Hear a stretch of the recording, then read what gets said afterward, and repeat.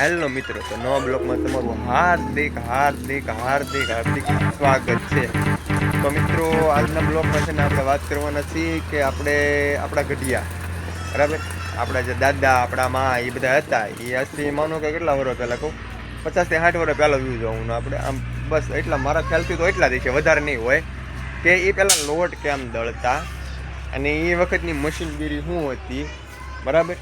તો એ આજે આપણે વિડીયોમાં વાત કરવાની છે. અને એ વખતે એ ઓલો ઘંટલો કહેવાય, એ ઘંટલેથી લોટ દળતા ને પછી આપણે શું કે આ ચણાની દાળ ને એવું બધું એવી રીતનું બધું કામ હાલતું હતું. તો મિત્રો જો આજે આપણે તમને વિડીયોમાં બતાવવાના છે. તો લાઈવમાં ઓલા વિડીયોમાં તમે બનાવી રહેજો. તો જો આનંદની આને આપણે ઘંટલો કહેવાય. જો તો પહેલાં આવું કાંક આપણે બધાને ઘેરે ઘેરે બધા હતા. અત્યારે તો ઘંટિયું હોય, બરાબર. અત્યારે બધાને ઘરે ઘંટિયું આમ ચાપ પાડો એટલે આમ ચાલુ. પણ પહેલાં તો આપણી માવડીઓ આવી બધી મહેનત કરીને આમ જો આમ વાત કરવા. પણ અત્યારની બહેનોને અને માતાઓને બહુ સારું હું એમ કહું કે આ બધું આમ કળજું એટલે આમ કળથી જ બધું કામ થાય. જો પછી આ આપણે પથ્થરને આ રીતના મૂકવાનો. જો આ ઓલરેડી થોડાક તો ઓલા છે જ. જો આપણે સાથે ચણે આમાં નાખી દેવાનો ઉપરથી આમ, બરાબર.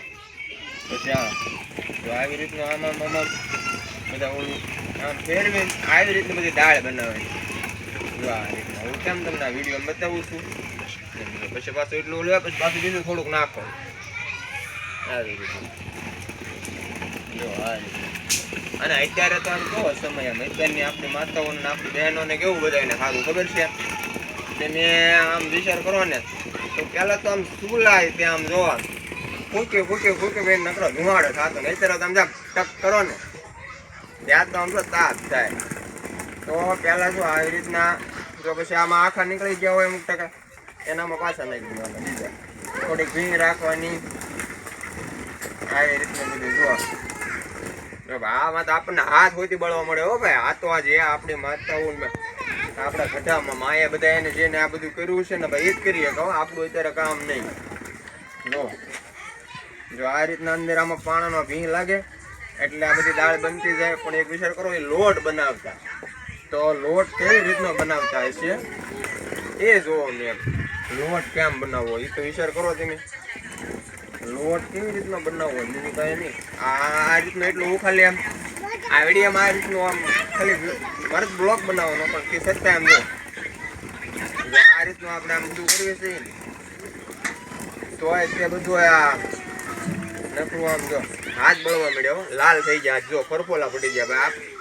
આ ન થાય. તો હું તો એમ કહું છું કે જે આ બધું કરતા ને ધન્ય છે એ માતાઓને કે આવી રીતની બધી મહેનત કરે છે એ બધા એમ.